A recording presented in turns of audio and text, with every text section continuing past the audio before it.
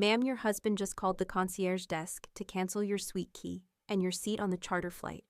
The voice on the other end of the line was trembling, clearly terrified of delivering the bad news. I paused, my hand hovering over my mouse. Did he cancel the $100,000 deposit I wired last week? There was a long, awkward silence before the wedding planner whispered, "No, ma'am.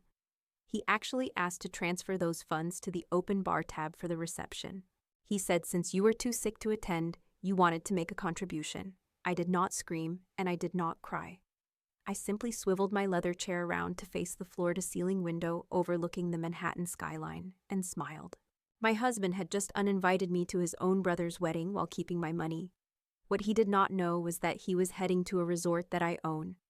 My name is Natalie, and for the last 5 years, I have played the role of the quiet, supportive wife to my husband Brandon and his family. I am just a boring administrative assistant with a mountain of student loans and no fashion sense in their eyes. They have treated me like a stain on their perfect social reputation, but the truth is, I am the majority shareholder and CEO of the Aurelia Collection, one of the most exclusive luxury hotel chains in the world. It was 2 in the afternoon on a Tuesday when the call came through to my private line from the Aspen Peaks Resort. The wedding planner Emily thought she was calling Mrs. Brandon Miller, the poor wife who had just been discarded. Emily continued, her voice shaking, saying she tried to tell him that the deposit was in my name, but he insisted he has authorization as my husband. He told them I came down with a severe flu and did not want to infect the other guests, especially the bride Jasmine. He was adamant that security should not let me on the property for the safety of everyone else. I looked at the multiple screens on my desk, where the center monitor displayed the real-time revenue stream of my hotel collection. I was not sick. I was currently closing a deal to acquire a new property in Dubai. But to Brandon, I was just the embarrassing spouse who did not fit in with his brother's new aristocratic in-laws. I took a deep breath, controlling the rage. "So Brandon is checking into the presidential suite and reallocating my money to pay for premium champagne for Jasmine's guests," I said calmly. I beat Brandon home by 40 minutes. I swapped my expensive Italian silk blouse for a pilled gray sweater and tied my hair back with a cheap elastic band. Our 2-bedroom apartment in Queens was perfectly adequate, but compared to the penthouse I actually owned uptown, it was a shoebox. I sat on the beige microfiber sofa, feigning exhaustion from a day of data entry when the front door swung open. Brandon breezed in, bringing a gust of cold air and the expensive scent of leather with him. He was humming a jazz tune and carrying a large garment bag emblazoned with the Tom Ford logo. He did not kiss me hello. Instead, he went straight to the full-length mirror in the hallway, unzipping the bag to admire his new tuxedo. I watched him from the sofa, my face a mask of tired submission. Brandon finally looked at me and said that there had been a change of plans. He claimed that the bride's father had implemented a strict limit on the guest list at the last minute for security reasons. He said that because I was technically just a +1 and not immediate blood working in a high-profile sector, I did not make the cut. He stood there adjusting his cuffs, looking like $1 million in a suit I had paid for that morning. "It is complicated," he said quickly, when I raised an eyebrow about security at a ski resort. He told me there would be senators and high-profile guests, and they could not have just anyone walking around. He looked at my reflection in the mirror with a look of pure disdain. He said he was still going because his brother needed him as the best man. He actually had the audacity to ask me for my black card before he left, saying he needed to cover some incidental costs for the family. He told me to stay home and maybe cancel the dog walker to save a few bucks while he prepared to fly private on my dime. He had no idea that the security team he just lied about worked for me. He certainly had no idea that the woman he was leaving behind was about to beat him to the mountain. He saw me as a quiet secretary, but I was already mentally preparing my counter-move. "Since you are staying home," he continued, his tone shifting to demanding, "Mom and I discussed your contribution." He said it was only right that I step up with a significant wedding gift, since I was saving money on airfare and a gown.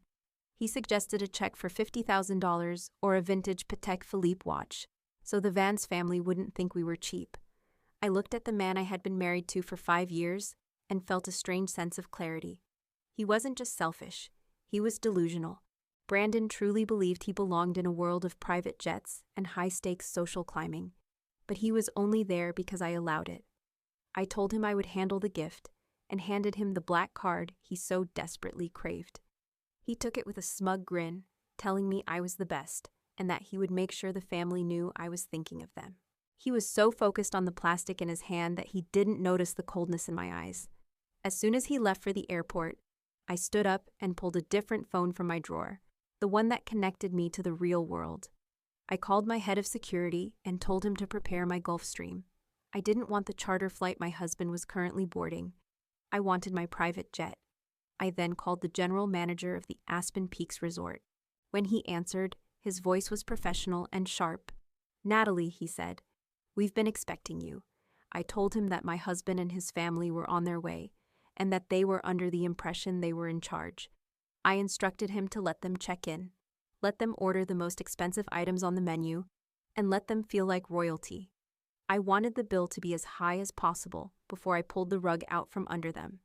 Before leaving for the airport, I made one last stop. I went to the penthouse I kept hidden from Brandon, a sprawling glass sanctuary that looked down on the life we shared in Queens. I changed into a tailored white power suit and heels that cost more than Brandon's car.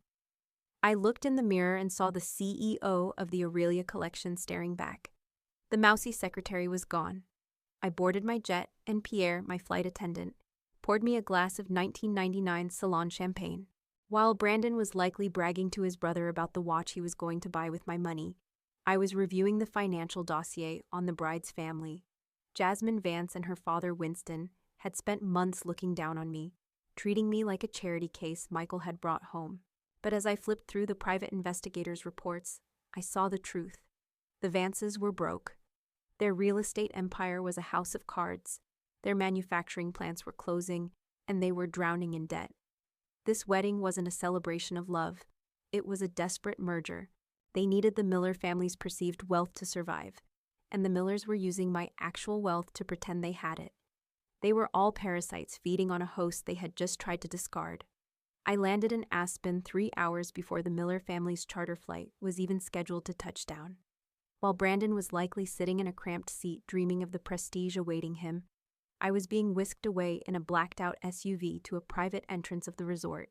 The staff didn't see a mousy wife, they saw the woman whose signature was on their paychecks. I met with the general manager in his office overlooking the grand lobby. "I want them to have everything they ask for," I told him. "If my mother-in-law Patricia wants the rarest vintage in the cellar, give it to her. If Jasmine wants to upgrade the floral arrangements for the 10th time, approve it. Just make sure every single cent is tracked." I took up residence in the owner's suite, a hidden gem of the U property that was not listed on any map. From my balcony, I watched the Miller family finally arrive. They stepped out of their transport like they owned the mountain. I saw Brandon strutting toward the entrance, followed by his brother Kyle and their mother Patricia, who was already barking orders at the bellhops. They looked ridiculous, dripping in designer gear that I had financed. I watched through binoculars as Brandon reached the concierge desk, likely expecting to find me gone and forgotten. He had no idea I was looking down at him from the heights. The manager kept me updated through a secure line. He told me that Brandon had already used my black card to book an additional suite for a couple of Jasmine's friends who had been on the wait list. He was playing the big spender with my credit limit. Meanwhile, I was busy on my laptop. I wasn't just watching them. I was making moves. I sent a quiet tip to a few key creditors of the Vance family, letting them know that Winston Vance was hosting a multi-million-dollar wedding while claiming he had no liquid assets. I wanted the sharks to start circling before the first toast was even poured. That evening, I decided to have a little fun. I dressed in a floor-length black silk gown and a diamond necklace that had been in my family for 3 generations. I put on a lace masquerade mask. It was a themed pre-wedding cocktail party after all. I walked into the ballroom unnoticed, blending in with the hundreds of wealthy guests. I stood near a pillar and watched as Brandon and Patricia laughed with Winston Vance. They were talking about the $50,000 watch Brandon had supposedly ordered. I stood close enough to hear Patricia whisper that it was a shame Natalie was too sick to come, but that her money was certainly healthy enough to be there. I smiled behind my mask. The trap was set. The ballroom was a sea of shifting silk and whispered secrets. I moved through the crowd with the grace of a ghost, watching my husband play a part he hadn't earned. Brandon was holding a glass of vintage scotch. leaning in close to Winston Vance and laughing at a joke he probably didn't even understand. He looked so comfortable in his lies. I saw Patricia nearby, draped in pearls, telling a group of women about her daughter-in-law's unfortunate illness. She sighed dramatically, saying that poor Natalie just didn't have the constitution for high-altitude excitement.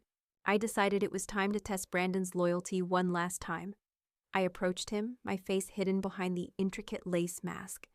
My voice was a low, melodic purr, disguised just enough to be unrecognizable. I complimented him on his tuxedo and asked if he was here alone. Brandon didn't hesitate for a single second. He flashed his most charming smile, the one he used when he wanted a promotion or a new car, and told me that he was indeed a bachelor for the weekend. He said his wife was a homebody who didn't care for these types of events, essentially erasing my existence to impress a masked stranger. The betrayal was expected, but it still felt like a sharp, cold wind. I asked him about the wedding, and he bragged about how his family was practically bankrolling the entire affair. He pointed toward the bar and mentioned that he had personally ensured the champagne was the finest in the world. He was so proud of his stolen generosity. While he talked, I subtly checked my phone. The creditors I had tipped off were already making calls.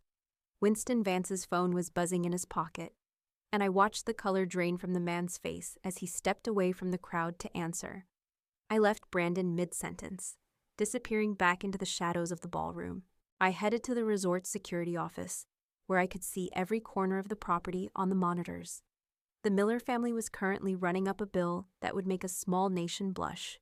They were ordering room service, booking spa treatments for the entire bridal party, and charging everything to the black card.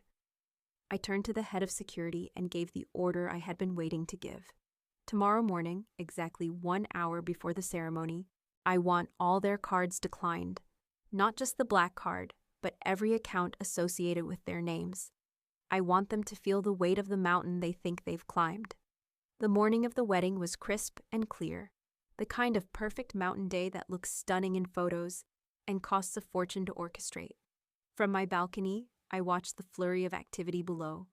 Florists were arranging thousands of white orchids, and the catering staff was prepping a 5-course lunch. In the Miller family suites, the chaos was beginning.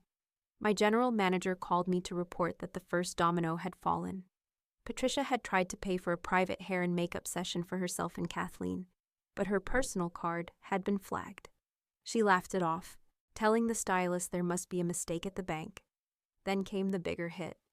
Brandon went down to the lobby to confirm the final payment for the vintage Patek Philippe watch he had promised his brother. When the clerk swiped my black card, the machine emitted a sharp final beep of rejection. The screen displayed a code that indicated the account had been closed. Brandon's face went from confident to confused, then to a shade of red that matched the resort's mahogany trim. He tried again, then tried his own debit card, which I had already drained through our joint account. Both were dead.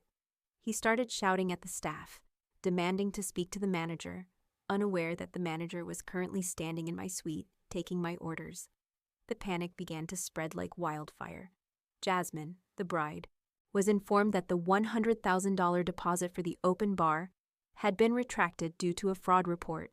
Since her father's accounts were already frozen by the creditors I had alerted, there was no backup. The florist stopped mid-arrangement. The musicians refused to take their instruments out of their cases, and the kitchen staff paused the preparation of the lobster. The entire multi-million-dollar event ground to a screeching halt. The _quote_0 Vances and the _quote_1 Millers were suddenly standing in a luxury resort they couldn't afford, surrounded by guests who were starting to whisper. I watched through the security cameras as the two families met in the lobby, arguing in hushed, frantic tones. Brandon was pacing, waving his phone, trying to call me. I had blocked his number an hour ago. Patricia was clutching her pearls, looking around to see if anyone was watching their humiliation. Winston Vance looked like he was about to have a heart attack. They were desperate, looking for someone to blame, someone to save them. That was when I decided it was time to make my entrance. I stepped into the elevator, smoothed my white silk suit, and prepared to show them exactly who was in charge of the mountain. I walked through the lobby with the kind of confidence that only comes from true ownership. The chaos was audible. Brandon was at the front desk screaming at a young clerk, while Patricia was trying to explain to a group of confused socialites that there was a minor banking glitch. Jasmine stood in the center of the room in her Vera Wang gown, her mascara starting to run as she realized the flowers were being packed back into the vans. I didn't hide this time. I walked straight into the center of the storm, my heels clicking rhythmically against the marble floor. "Natalie," Brandon gasped, his eyes nearly popping out of his head. He looked at my white power suit, my security detail, and the diamond watch on my wrist. "What are you doing here? You're supposed to be sick in Queens." He tried to grab my arm, but my lead security officer stepped between us with a cold professional glare. Patricia rushed over, her face a mask of fake concern turned into immediate greed. "Natalie, thank God, there's something wrong with the card. You need to call the bank and fix this right now. We are being humiliated." She didn't even ask how I was. She just wanted the funds. I looked at them, and for the first time in 5 years, I didn't feel the need to shrink. I looked at Winston Vance, who was pale and shaking, and then back at my husband. "The card isn't broken, Brandon," I said, my voice echoing in the sudden silence of the lobby. I closed the account, and I didn't just close the account. I retracted the deposit for this entire circus. Jasmine let out a strangled cry, demanding to know who I thought I was. Winston Vance stepped forward, trying to use his booming, quote, "to voice. This is a private matter for the Vance family, young lady. Who are you to interfere?" The general manager stepped forward from the shadows, standing half a pace behind me. He didn't look at Winston or Brandon. He looked only at me. "Miss Aurelia," he said clearly, "the creditors are waiting in the conference room, and the local sheriff is here to discuss the unpaid bills from the Vance family's previous stays. Would you like us to proceed with the eviction?" The silence that followed was absolute. Brandon's mouth hung open. "Aurelia," he whispered, "as in the Aurelia collection?" I looked him dead in the eye and smiled. "You always told me I was just a +1, Brandon. But in this building, you are the one who doesn't belong." The lobby of the Aspen Peaks Resort became a stage for the most spectacular social collapse in the city's history. Brandon looked like he had been struck by lightning, his face vacillating between disbelief and a desperate, crawling terror. Patricia was still trying to maintain her dignity, reaching out to touch the sleeve of my expensive suit, but I stepped back as if her very presence were a contagion. "Natalie, honey, you're joking," she stammered, her voice cracking. "We're family. You wouldn't do this to your own brother-in-law on his wedding day. Think of the reputation." I looked at her with a coldness that silenced her instantly. "I am thinking of my reputation, Patricia," I replied, "and I've decided that I no longer want my name associated with people who treat me like a bank account while calling me a burden." I turned my attention to Winston Vance, who was currently being approached by 2 men in suits, the creditors I had summoned. His aristocratic facade had completely crumbled, revealing the desperate, bankrupt man underneath. He looked at Jasmine, who was hysterical, clutching her silk skirts and screaming that I had ruined her life. "You didn't need me to ruin your life, Jasmine," I said loudly enough for the gathering crowd of guests to hear. "Your father did that by spending money he didn't have, and your new husband's family did that by pretending they were wealthy enough to save you. You are all built on lies, and today, the bill has finally come due." Brandon tried one last desperate play. He fell to his knees in front of me, right there on the marble floor, in front of the senators, the socialites, and the cameras. "Natalie, please, I love you. I was just trying to fit in," he sobbed. "I'll do anything. I'll go back to Queens. I'll work. Just fix this." I looked down at him, and all I felt was a profound sense of relief that I was finally done. "You didn't love me, Brandon. You loved the comfort I provided while you looked for someone better. You told a room full of people last night that you were a bachelor because you were ashamed of the woman who paid for the very tuxedo you're wearing. You didn't want a wife, you wanted a silent benefactor. Well, the silence is over." I gave a short nod to my general manager. He signaled the security team, and they began the systematic process of escorting the Miller and Vance families out of the building. They weren't allowed to go back to their suites to pack. Their belongings would be sent to them only after their incidental bills were settled from their personal assets.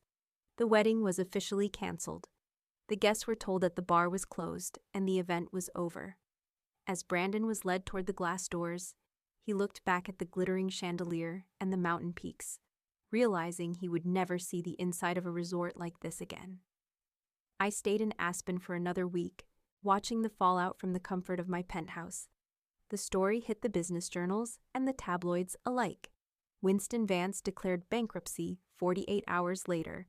Kyle and Jasmine's marriage lasted exactly 3 days before the recriminations and the lack of a honeymoon suite tore them apart. Patricia and George had to sell their home to cover the legal fees and debts they had accumulated trying to keep up with the Vances. As for Brandon, he sent me dozens of messages, alternating between begging for money and cursing my name. I didn't read them. I was too busy finalizing the acquisition of my new property in Dubai, standing tall in my own light, no longer hiding the power I had built with my own 2 hands.